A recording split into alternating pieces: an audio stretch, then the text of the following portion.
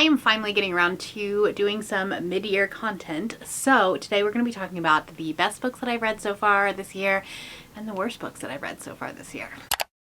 Hello everybody and welcome back to my channel. My name is Brianna and this is For a Pause in a Book. I make bookish videos over here on my little corner of the internet, so if that's something you're interested in, make sure that you hit that subscribe button down below. I decided to forego the mid-year freakout tag this year. I feel like I do it every year, and also I didn't have answers to a lot of the questions this year, so we're doing something a little bit differently. This is by no means a unique or an original concept.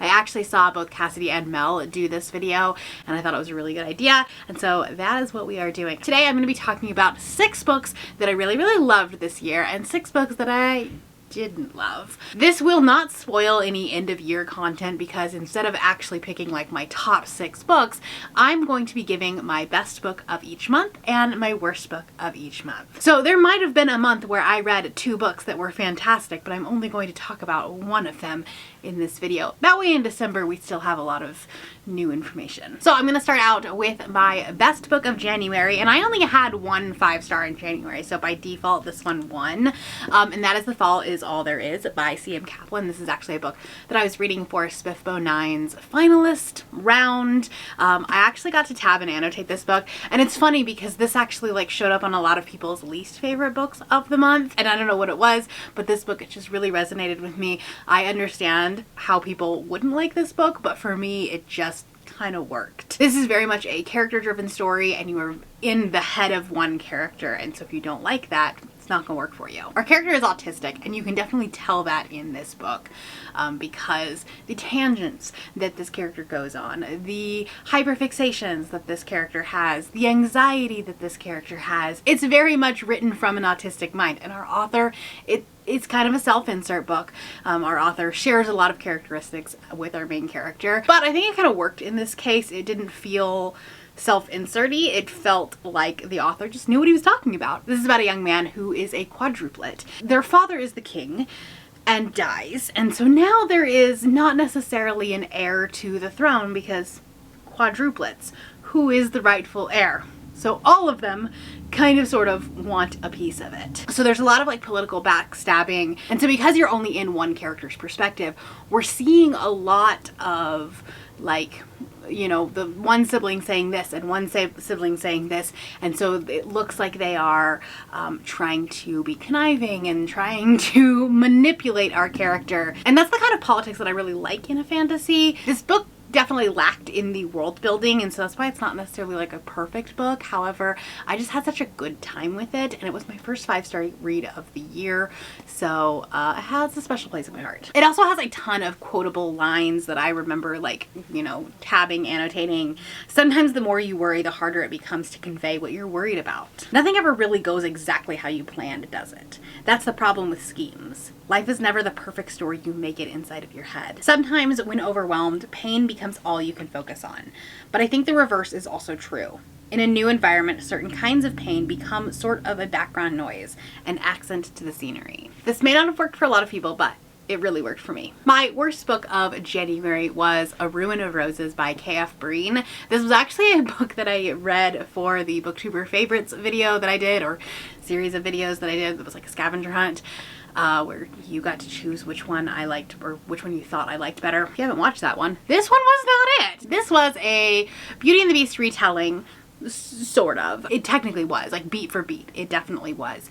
But it had fae and really weird writing. It was all smut, no real plot. Except for the Lumiere character, he was funny. Okay, I had to read it, so you have to hear it. When our Belle character, which I don't even remember what her actual name was, but when our Belle character went into the forest, she was overcome with lust magic.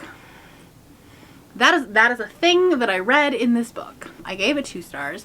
Probably was generous, but that was my worst book of January. My best book for February was At First Spite by Olivia Dade. This is Olivia's newest book, and I love her books. I love her characters. They are so relatable. They have trauma, they have issues, but they are dealing with it, and they are still like badass characters. This book is about Athena, who was actually engaged and was ready to marry this man. She bought the house in between her fiance's house and her fiance's brother's house. It's called the Spite House. It's this little tiny house in between the two of them. The fiance's brother convinces them to break up for reasons like that he probably needs to go to therapy for. But anyways, like he doesn't think that they actually love each other. He doesn't think that he could take care of them. Like, it's a whole thing. As Athena is like in this house because she bought it with her entire savings. So she's living between her fiance and her fiance's brother. Her ex-fiance and her ex-fiance's brother. She is definitely dealing with depression, which was something that was extremely relatable to go through, and there were definitely some scenes in here where I was like, oh, I feel this on a personal level. She starts getting to know Matthew, who is the fiance's brother, and they start a kind of a rivals to lovers relationship. She starts out by just wanting to annoy the fuck out of him, blaring her monster romance audiobooks, and then he finds her charming.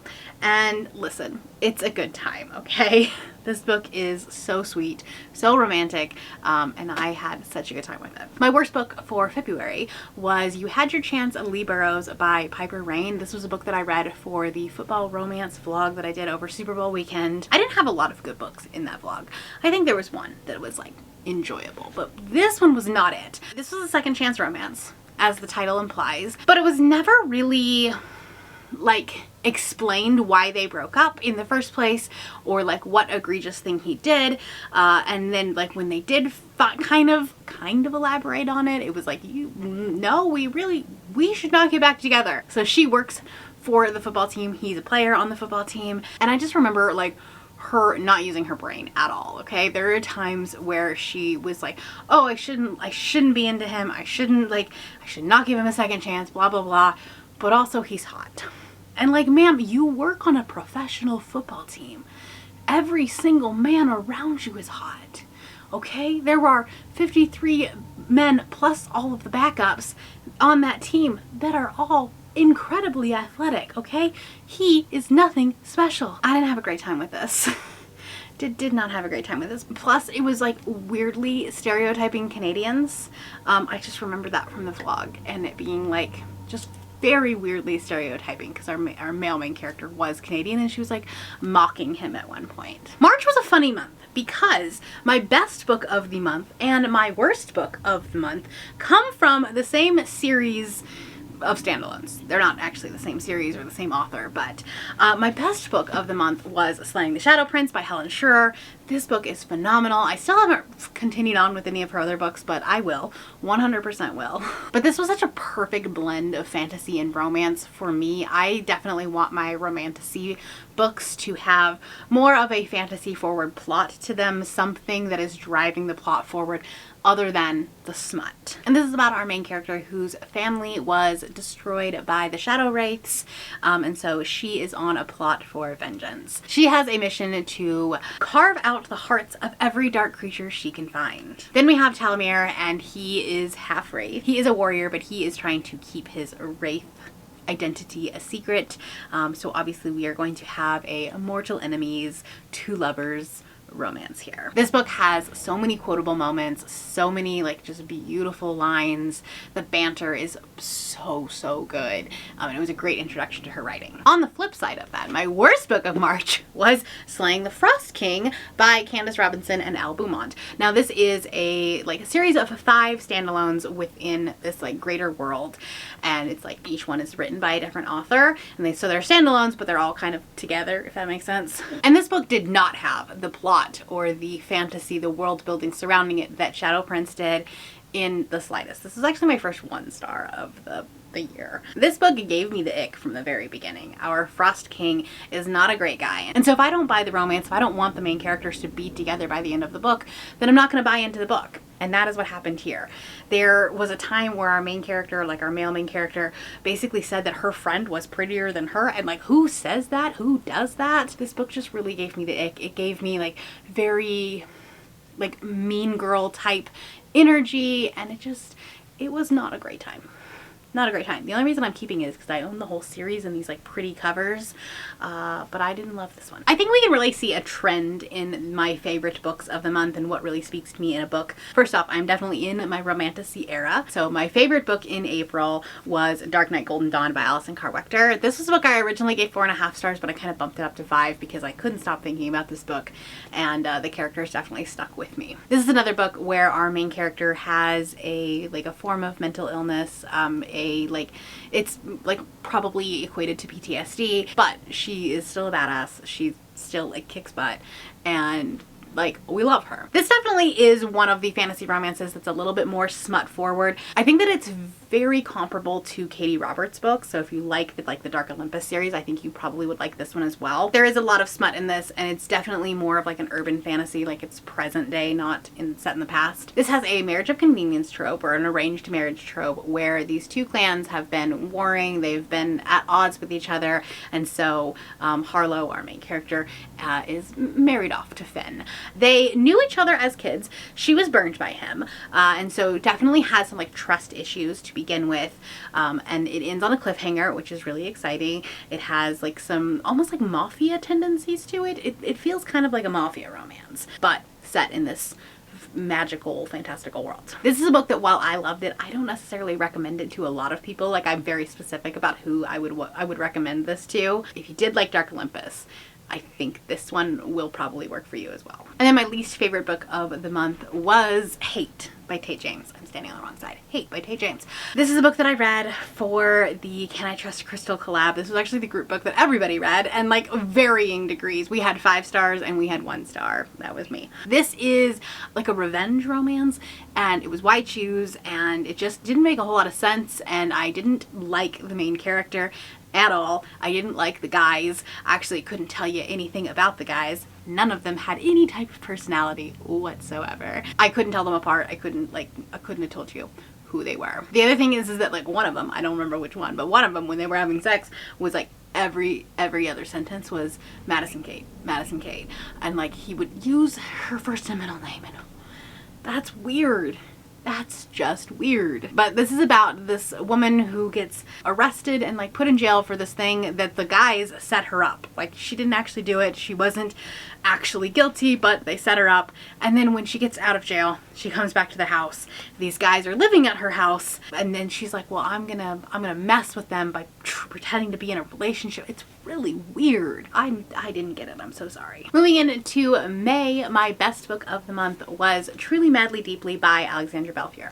I think that this is probably one of her best books that she's written. Maybe the third one in the Count Your Lucky Stars, or the Written in the Stars series. That one I might like just a tad better, but this one was still so good. I see the criticisms for it. I know that some people have not liked this one this much, but for me, it just totally worked. It is like an opposites attract. We have a romance author and a divorce lawyer that end up on a podcast together, and like, you have one person who just like believes in love and you know, true happiness, and then one guy who's just, he's a cynic, and he's like, marriages don't work, relationships don't last, based on his experience. So that opposites attract is just so cute and so adorable. It's very much Grumpy Sunshine. The smutty scenes are very steamy. Let me tell you, the front porch scene, so steamy. I do think that our main character might be a little bit too naive. She is like overly sunshine, and there's this subplot in here with her parents getting divorced that I wish would have been written differently. Like, personally, I would have changed it just a little bit, just to like make it a little bit more realistic, if that makes any sense. I can't really tell you about it without spoiling the book. Personally, I would have written it differently. However, the romance, wonderful, wonderful. 10 out of 10. My worst book of May was Loki: Journey into Mystery. This was actually one of the books that I read for my Loki vlog, where I was Easter egging the Amazing Readathon. This one I had high hopes for, because it was a book that like was about the Marvel version of Loki, which is I love, okay, obviously. But this book was just boring. There was no nuance. It felt like a copy paste. Like we just took Tom Hiddleston out and put him into a book and like had him say exactly the same things. And it didn't feel genuine. I really have very little to say about this book because honestly, like it's truly just a book that existed. I think I gave it like 2.5 stars. I didn't love it. I wanted to see a little bit more, especially because I read a couple of the other books for that vlog and actually really liked them. And so this one, because it had the highest expectations, it was the biggest disappointment. And then finally in June, this is not going to be a surprise if you watched my June wrap up, which just went up a couple of days ago. My favorite book of the month was The One by John Mars. I think that John Mars potentially is going to be my hyperfixation author of 2024, much like Darcy Coates was for last year. I read like 10 of her books last year and I'm very much on track to do that this year with John Mars. After reading this one and really enjoying it. I love a social experiment book and this very much has that. It's about this dating app that takes your DNA and tells you who your soulmate is. And all of the consequences that can go along with that, from, you know, the mundane of like not having a soulmate to, you know, the person you married isn't your soulmate, to the person that is your soulmate is a serial killer. Like there's that. This is very much like The Measure by Nikki Erlich, which was one of my favorite books of the year that I read it. So this one has like a very similar atmosphere to that, similar vibe, a little bit more life and death stakes because serial killer, remember. But I had such a good time with it, and yeah, I read this in like a day and a half during the Amazing Readathon. And then my worst book of the month, remember when I talked about Dark Knight Golden Dawn being my favorite book a couple months ago? I read the sequel and it's really big disappointment. This book suffered from middle book syndrome for sure. I will read the third book in the series just to kind of see how it ends, but this was a big disappointment and I think the reviews kind of show that as well. I was not the only person that thought this. This was like a very smut forward book. Like if I thought the first one had a lot of smut, this one, it was like every time you turn around they're doing it. And it felt like a book that like had enough plot, or like the series has enough plot and arc for 2 books, but she wanted to make it 3, and so we put a lot of smut into this book. And it was like by the time we actually got going and doing something in the plot, it was too late and I didn't care. Those are 6 books that I really loved so far this year and 6 books that I really didn't love so far this year. We'll see if they end up on my best and worst of the year come December. Let me know the best book that you have read so far this year, and if you're not feeling chatty, do like a trophy emoji. If you do want to check out my monthly wrap-ups where I talk about these books in depth, I will have my latest one right here. That is all I have for you today. If you are new here and you have not yet subscribed, there's a little button you can do so down below the video. If you'd like to hang out with me more, the links to my Instagram, Goodreads, Twitter, and my Patreon are linked in the description below. Thank you for watching and I will see you next time. Bye!